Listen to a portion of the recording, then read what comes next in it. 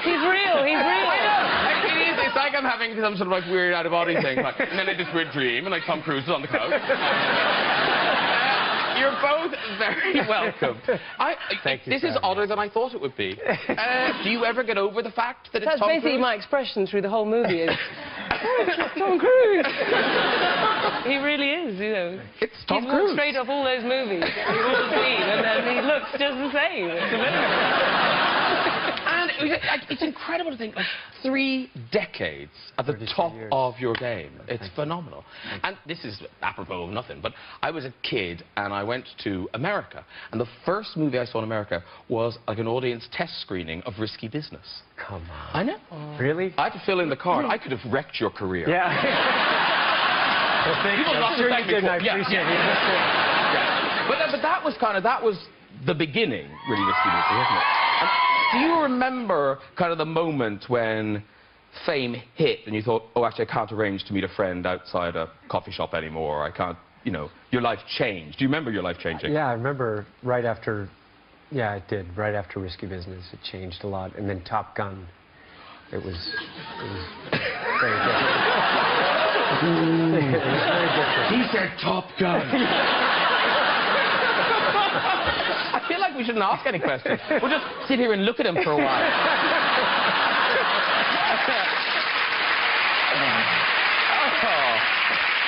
Now, Tom Cruise, you are legendary for the amount of time you spend with your fans and the signings and all that time. Now, when you meet your fans, you've got this huge back catalogue of movies. So do people want you to, like, do lines for the movies? Do they do catchphrases? Yeah. Is there any particular catchphrase they always want to hear? Well, there's different ones from different films, you know, that sometimes they'll ask, or they actually kind of shout it at me sometimes, you know. And is there one that's top of the list? There's not like one, no. Basically, I'm saying do some. Oh, okay, oh yeah, all right, okay. I'm sorry, yeah. 30 years in the business. Good. 30 years in the business. Okay. Amuse us with some catchphrases. Okay, I get it now, I'm a little slow, but I got to catch on. Do you want the audience to catch that? What's it? Okay. Yeah, you complete me. You had me at hello. You complete me? You complete me. Aww. Help me help you. I want the truth. Oh, yes. Oh, yeah. Feel the need for speed. Yeah. Sometimes you just got to say what the... Yeah. Risky Business? Yeah. Oh, Risky Business. I know. 10. Now, it's very nice of you to join us on New Year's Eve and kick off the show. And obviously you're here to talk about Jack Reacher, which you're both in. And every kind of Tom Cruise, it's a big event. And Londoners got a taste of that recently when you shut the city down. Somebody else, yes. It was very inconvenient. I liked it, but it was annoying. No, Trafalgar Square. Has anyone ever done that before? No. It's for the opening of this film I'm shooting now, All You Need Is Kill, and it's gonna look fantastic in the movie. It's sort of It was an unreal. amazing experience, because I've walked through there and drove past it, and then to land that helicopter flying with the RAF, I blew the first take because I was smiling too much. And when I got off, I was so kind of thrilled by the whole experience of flying over London and low around Big Ben. It's a great opening in the movie. Can I just interject? Because when Tom says, when I landed the helicopter, he means when I landed the helicopter. He doesn't mean when the pilot landed the helicopter. He means he did it. He flies planes, this man. He drives, he flies planes. He does all the sequences of car chases in our movie. It's all Tom driving. It's unreal. That is incredible.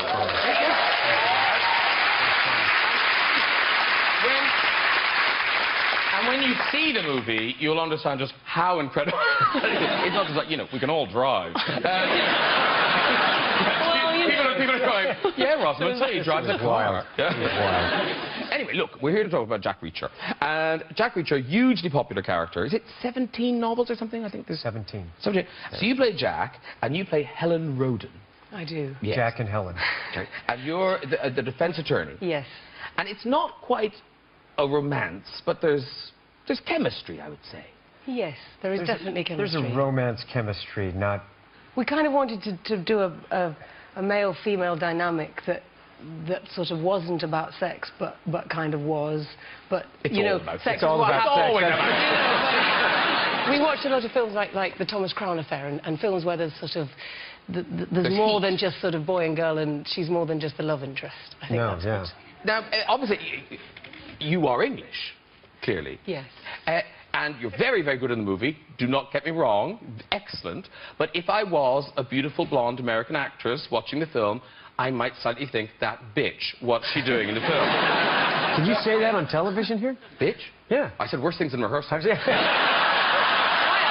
did you call me, Graham? I was just... What else did he say? I know, I was just channeling. I was channeling what a beautiful blonde American actress might think. So how did it happen that you ended up going for a Rosamund? We won her for it. She came in and we met, and great actress, very beautiful, cinematic. And when she came in, it was like we just won her in the film. But you were 5 months pregnant filming this movie. Well, by the end, not the whole way through, obviously. Because time passes. Time passes. I have a secret stowaway in the film, which is quite cool, beautiful. You know. So. But as the producer, you're one of the producers, Tom. When you found out, he thought about firing me. He tried to fire me. I was pretty hard to get rid of. No. Actually, you know what?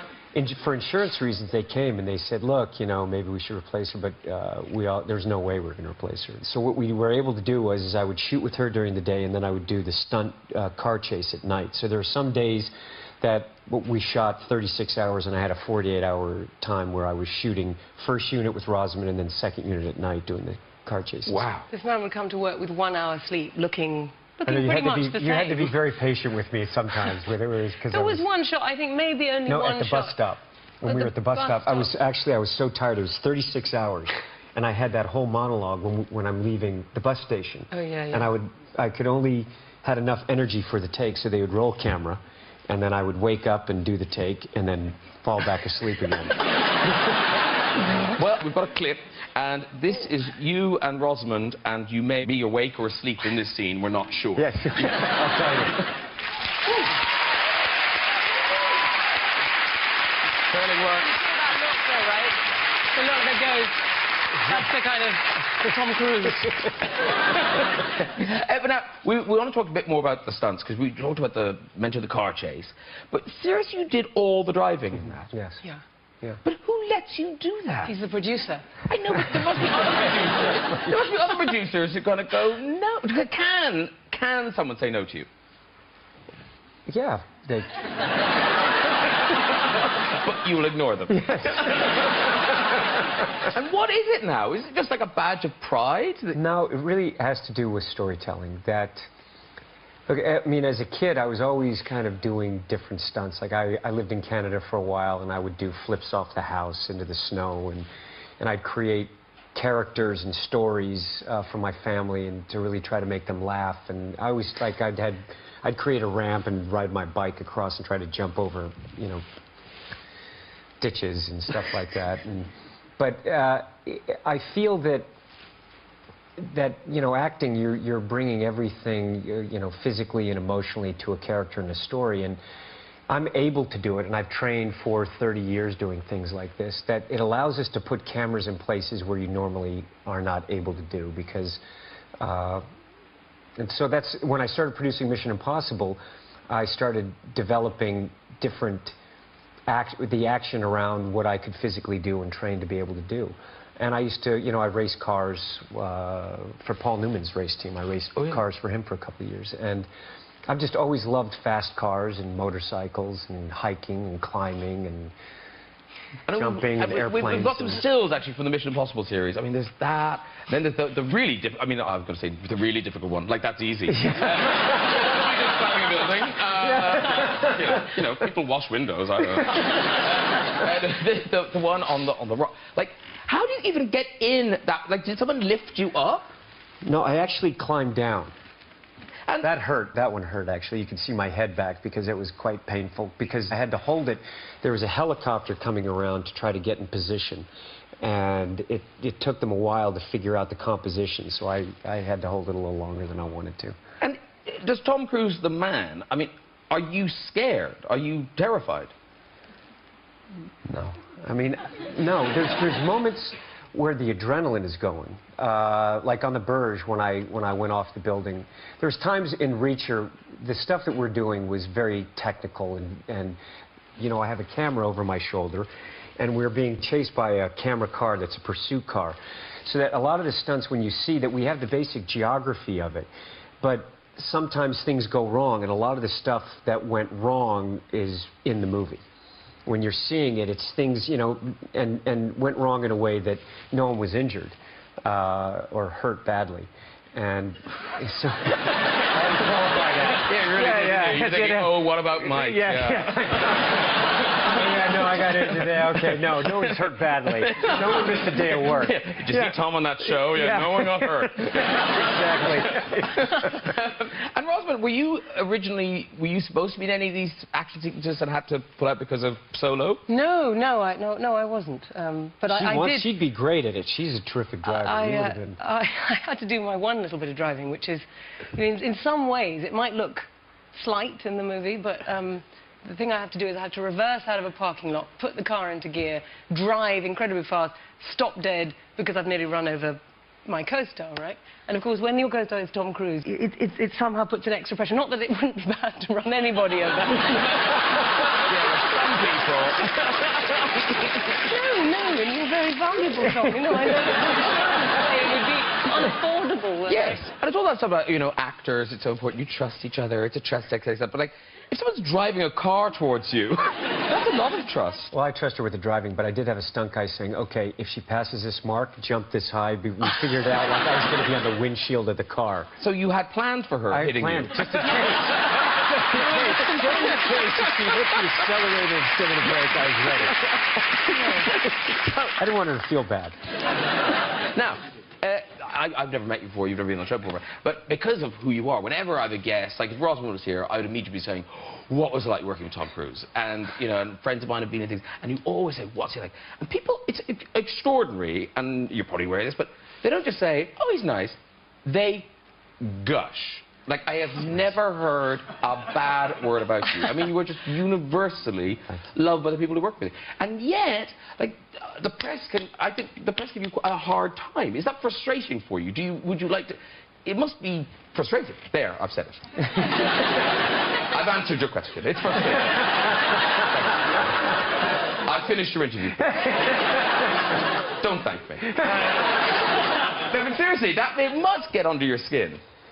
No, actually, you know what? It's something that I realized you just have. It just is what it is. And you know, I remember talking with Newman, and he said, you know what? You can't ever pay attention to the white noise. You know, and just, you know, I think about that. You know, you just have to live your life and do your work and just do the best you can. Well, wise words for this New Year's Eve, and I know a lot more people have now just fallen in love with you. So you're dashing off, but Jack Reacher, it's in cinemas now, and here is Mr. Tom Cruise in action. Wow. Fantastic. Ladies and gentlemen, what a great start to the show. Rosamund Pike and Mr. Tom Cruise. Thank you for having me.